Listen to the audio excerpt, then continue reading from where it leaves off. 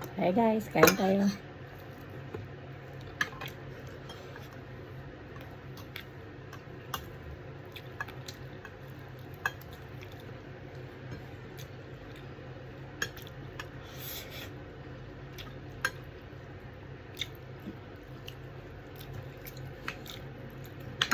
Dapat kain kami sa sa Pizza Hut.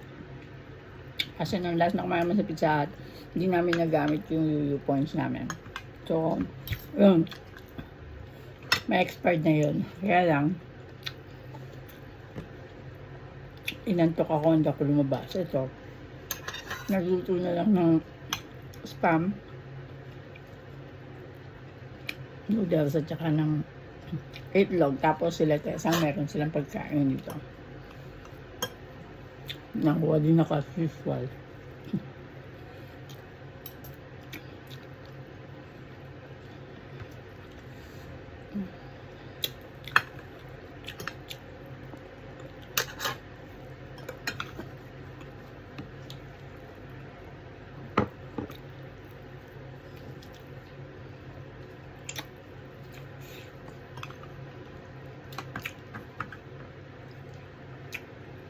Pagkain namin para almusal.